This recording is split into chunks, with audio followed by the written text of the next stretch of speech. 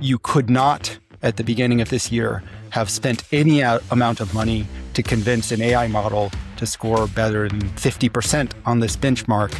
And today, on a per task basis, you can do that for 15 cents. So literally an infinite cost decline. Do you think a merger happens before end of year? There's going to be 50 winners that are bigger than everything we've seen so far. And people are going to look back and be like, wow, can you believe, when Apple and NVIDIA were just, single digit trillion companies? Welcome to the Brainstorm. Today we're talking Tesla in China. Is that a stumbling block for a potential future merger with SpaceX? And as always, AI cost declines keep falling rapidly. Brett, Elon out there saying this is not an issue. What are your thoughts? Is Tesla China a potential landmine in a SpaceX Tesla merger? I could understand why Tesla China poses a somewhat uncomfortable puzzle piece for any SpaceX Tesla merger, since SpaceX has a lot of national security related business, and there are plenty of restrictions on, kind of call it dual source type technologies entering China. I don't see it as a stumbling block because there are probably ways to ring fence the Chinese assets. It is interesting that Tesla Shanghai, the fact that Tesla owns its own factory there is really an anomaly relative to the rest of the automotive landscape. And I would say an underestimated testament to Elon Musk's ability to navigate kind of political choppiness in all kinds of different ways. I think that, to be honest, for Tesla's future value, the China factory is not that important, since robotaxi is where most of the future economics of the business are going to lie. And we don't think that China is going to be a place that they're able to generate a lot of robotaxi revenue because of combination of regulatory pressure and having to deal in local players. And it's a very low cost per mile ride-hail market already. But they do export from Shanghai to non-European, non-US countries. So it is a manufacturing footprint for them that's important. But I think they'll be able to navigate around it. I don't know. What do you think? What do you think, Nick? Yeah. Well, I was going to say, it's who doesn't want it? It's like the US doesn't want it and China doesn't want it. Can you imagine how popular their cars would be if Starlink was integrated into it? And that's certainly something that China doesn't want, but it would be extremely compelling for the Chinese consumer. Do they have to send Starlinks around China? Or do they allow Starlinks to fly over China? No. They can't do anything about it. Yeah, exactly. It's in space. They fly over it. There's just not... do you have to turn them off? Or there's no antenna sales into China. And so you don't let service happen via that route. But as Brett he has a post on it. What are you going to do? You can just shake your fist at the sky. In Tehran, there's all these satellite dishes so people can get, illegal satellite TV. This is prior to low Earth orbit constellations. And those were totally illegal. I think that Tesla SpaceX certainly needs to kind of not get totally off sides of the Chinese government, so shouldn't actively try to solicit the business. But I would imagine that they would, happily accept money from someone who seems to be from elsewhere, who happens to have a, Starlink in China. I don't know. Isn't this largely out of Elon and Co.'s hands? Isn't this just a government, the military this is our stipulation if you want to merge and be a defense company. Otherwise, you lose all of your defense contracts type of deal. As much as he's saying, no, that's not going to happen. Does he? I mean, he obviously has sway in the government, but I'd imagine it's just, military protocol to say, hey, you can't have this type of business going on with a potential adversary. I think, to Brett's point, this is not an insurmountable hurdle. It's owning a car factory in China was arguably a bigger hurdle than figuring this out with respect to operating a business and ring fencing a portion of it. And I think I'd echo what Brett said, which is the China factory was a keystone of Tesla, I'll call 2.5, where everything was riding on the ability to scale auto and decrease battery costs. I think we are in Tesla 3.0 right now, which is the transition. And it's pretty clear Tesla 3.5 is the robotaxi, in which case, that's all being manufactured in the US, and the China factory is still important, but no longer the driver of future value. And it's probable that they won't be allowed to sell Optimus robots in China anyway.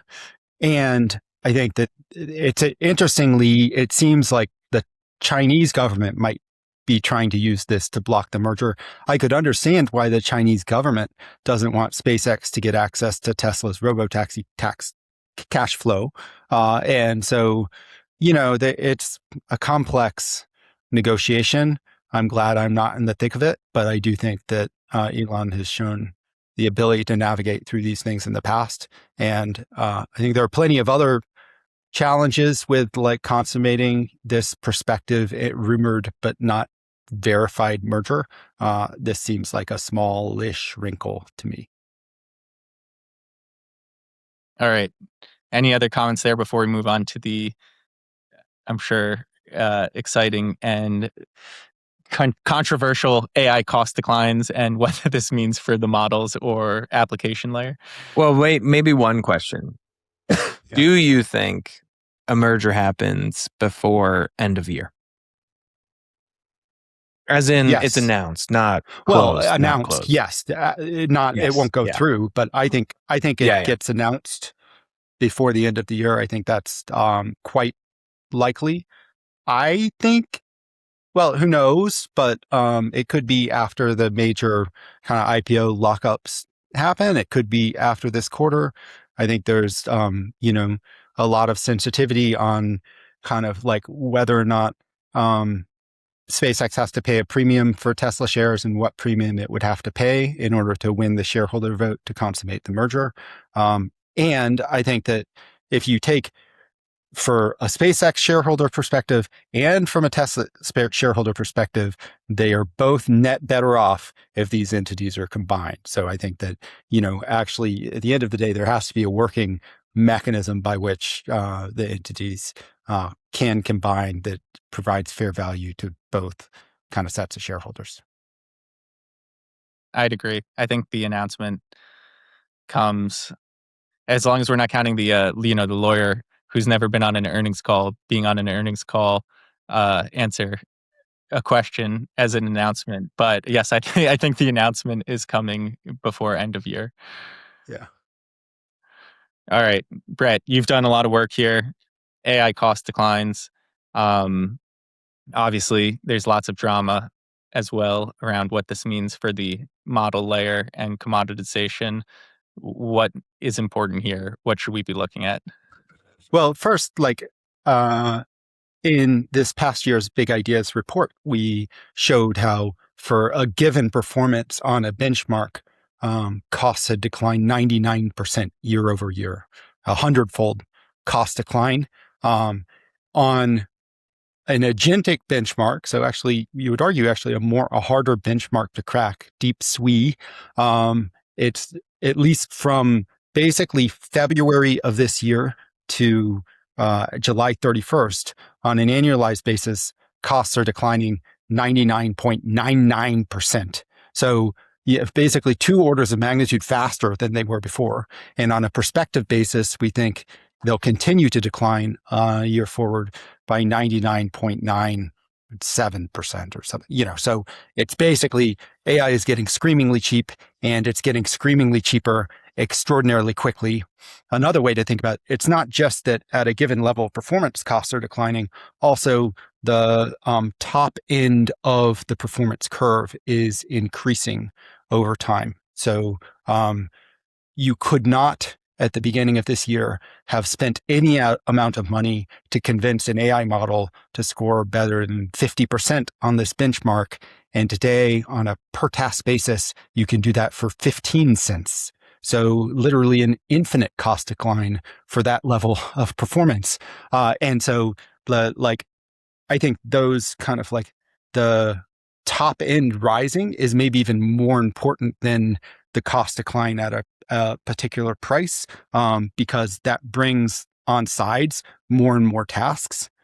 The cost at a particular price also brings on side tasks, but it does so probably more in the way that will flow to lower price models, where it's like, oh, I need to classify these 17,000 books for some reason, or, I need to like document what each of these gene derivations does according to the scientific literature. So it'll kind of create machine, like typical ML style workloads, make them inexpensive enough that people can consider doing those kinds of research projects or sticking those into kind of products in a way that makes sense. But net, I think that the cost of whatever you're doing today with AI, whatever you're doing, if you just keep doing the same stuff, like there's a reasonable case to be made that you'll be doing it for 1/1000th the price next year. And so I think that the what's interesting to me is, and it seems as if the performance improvement is accelerating. So 99% to 99.99%, it means that these companies at the frontier, and there are Grok is lined up there as well, seem to have cracked the code for recursive self-improvement of these models. And so model releases are compressing and they're getting more and more performant. All right, Nick, the dismissive face that the YouTube commenters love. That wasn't dismissive. That wasn't dismissive. Okay, the models, they killed SAS, but now everyone is saying that actually the model itself is what's destroyed and the application layer is what matters. What's your take? I mean, I agree with what you're saying. You can't really argue with. You're pointing at numbers that show a frontier.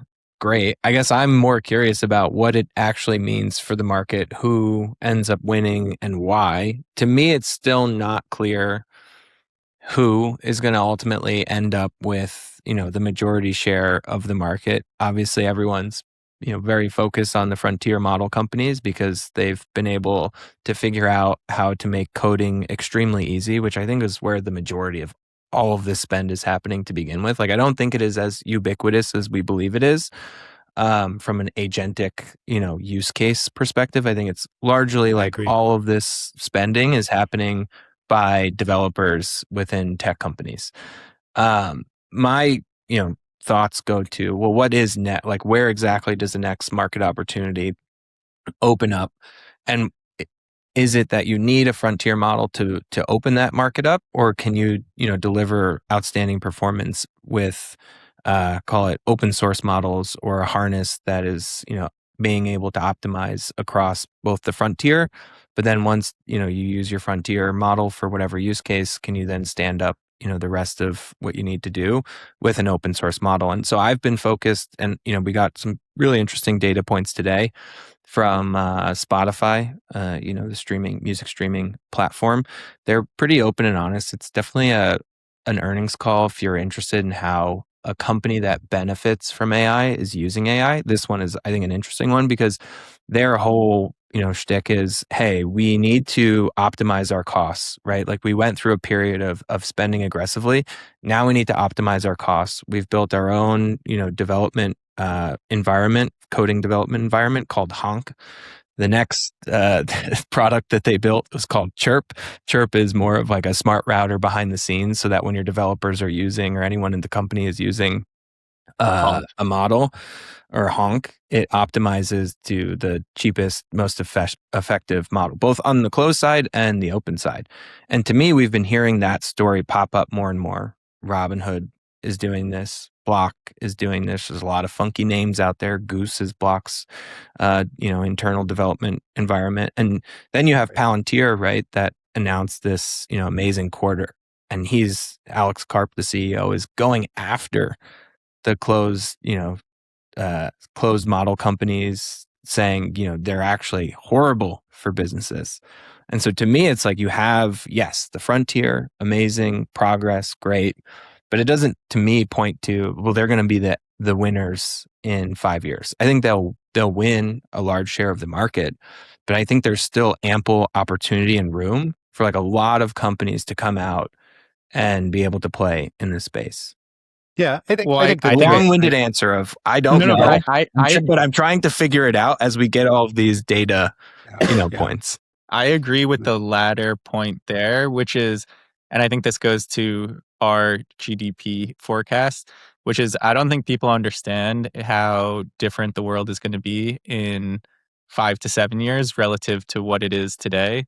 And I agree. I don't think we've even seen, it's like when you say winner, I don't think it's one or two winners. It's like there's going to be 50 winners that are bigger than everything we've seen so far. And people are going to look back and be like, wow, can you believe, when Apple and Nvidia were just, single digit trillion companies?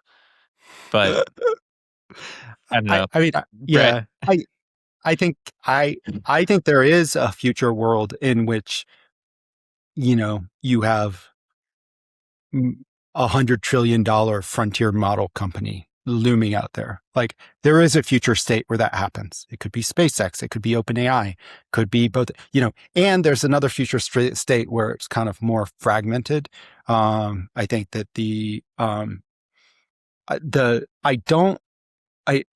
I know that the most vocal companies are crowing about the fact that they're rolling their own and kind of like developing their own harness and going to all these other providers.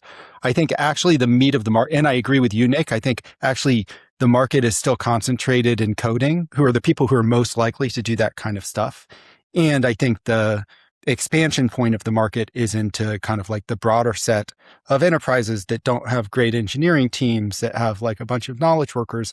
And there, I think it's actually, those are going to be customers that are much less likely to like be like, oh, I'm going to switch over to this kind of like open weight model where I don't have anybody to call if anything goes wrong. And, so I think that, and the cost decline actually helps them, gives them permission to stay where they're at, even if they feel like they're overspending on AI today, because they can say, hey, we have this provider that we know is best in class, and kind of our existing set of activities are going to get cheaper over time. They're delivering this efficient performance.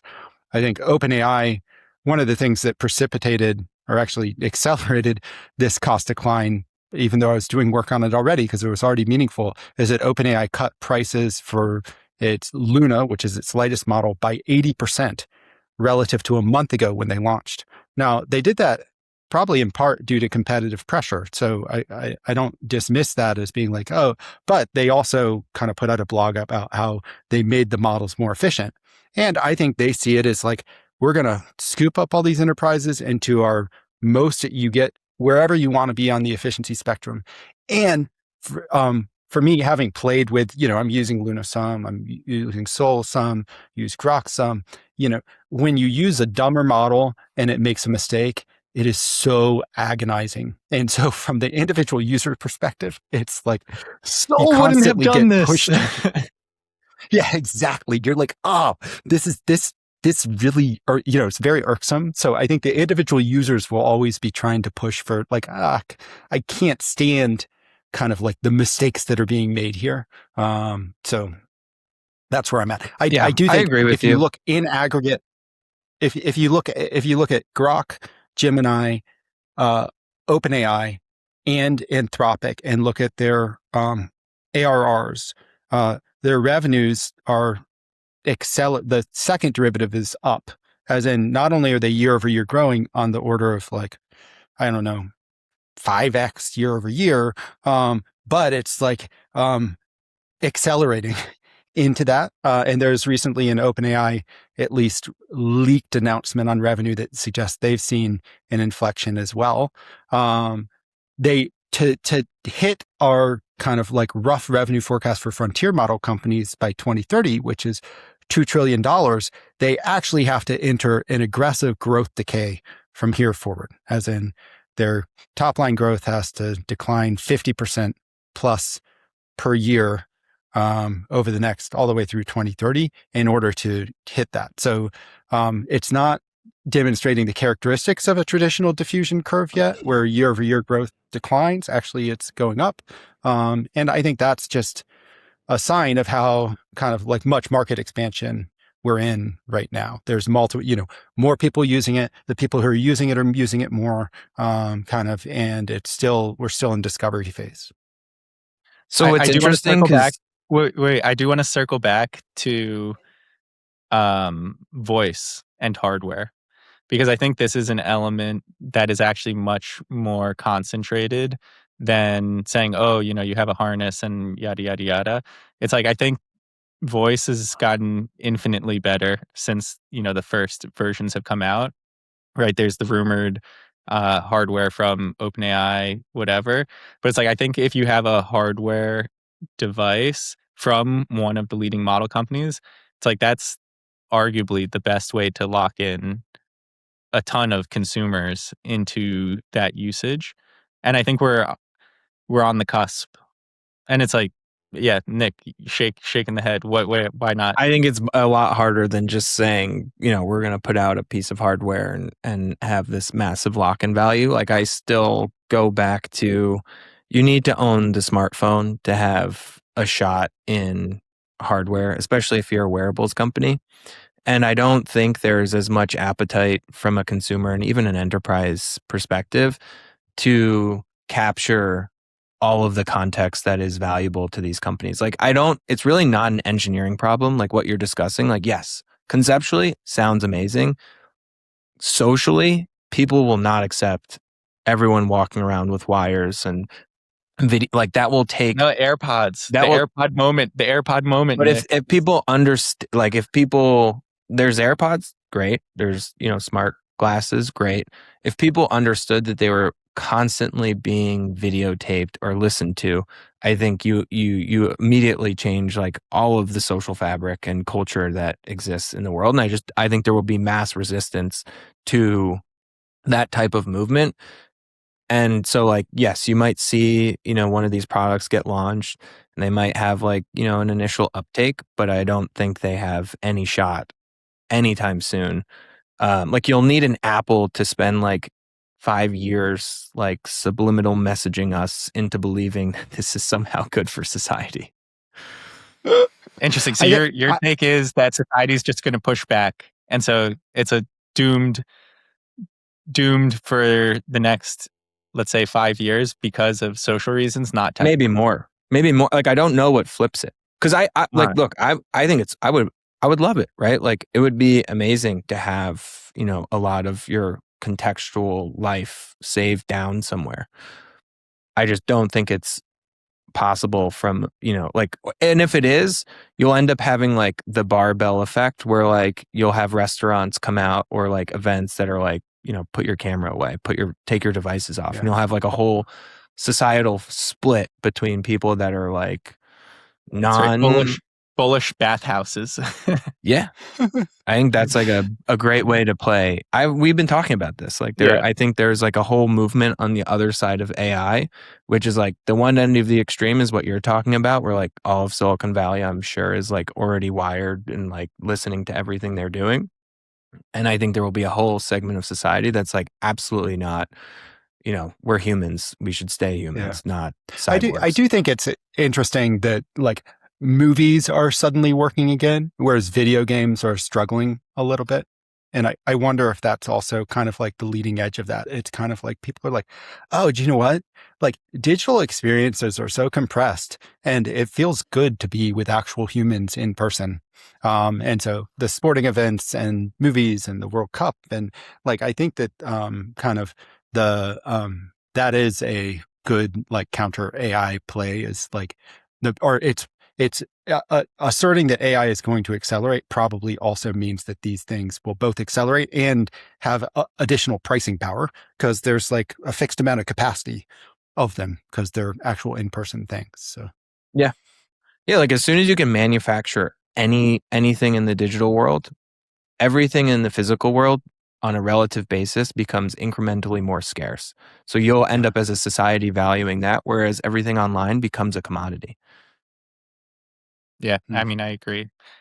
The movie's working again, I think is very interesting, especially it's the young generation.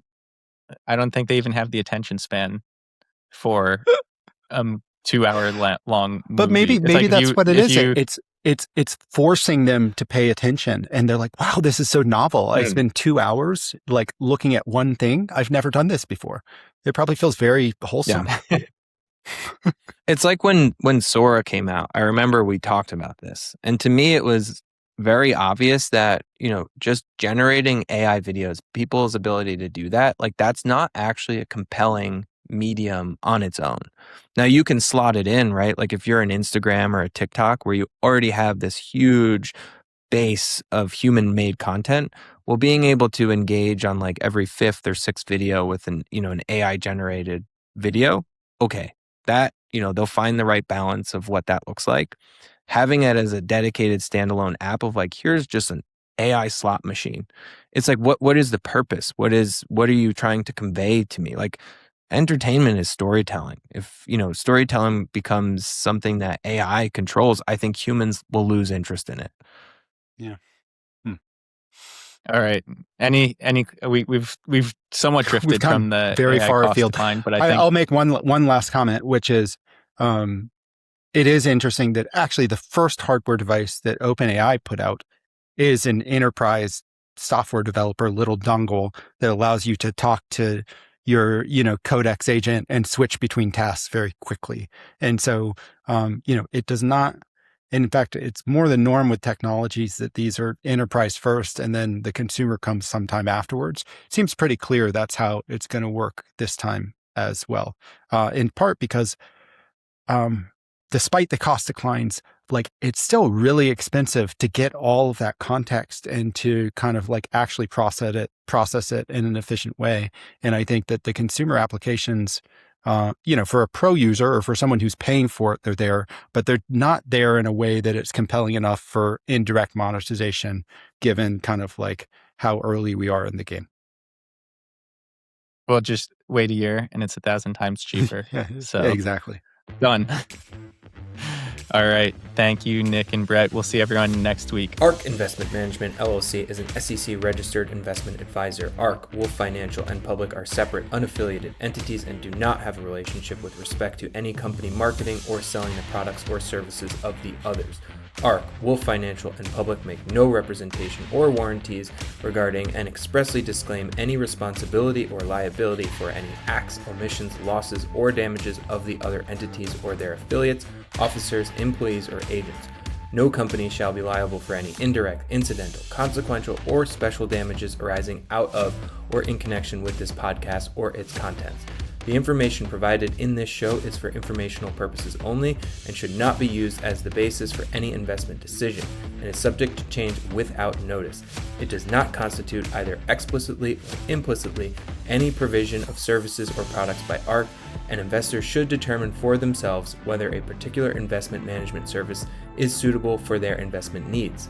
All statements made regarding companies or securities are strictly beliefs and points of view held by ARK and/or show guests and are not endorsements by ARK of any company or security or recommendations by ARK to buy, sell, or hold any security. Historical results are not indications of future results. Certain of the statements contained in this show may be statements of future expectations and other forward-looking statements that are based on ARK's current views and assumptions and involve known and unknown risks and uncertainties that could cause actual results, performance, or events to differ materially from those expressed or implied in such statement. ARK assumes no obligation to update any forward-looking information. ARK and its clients, as well as its related persons, may, but do not necessarily, have financial interests in securities or issuers that are discussed. Certain information was obtained from sources that ARK believes to be reliable. However, ARK does not guarantee the accuracy or completeness of any information obtained from any third party.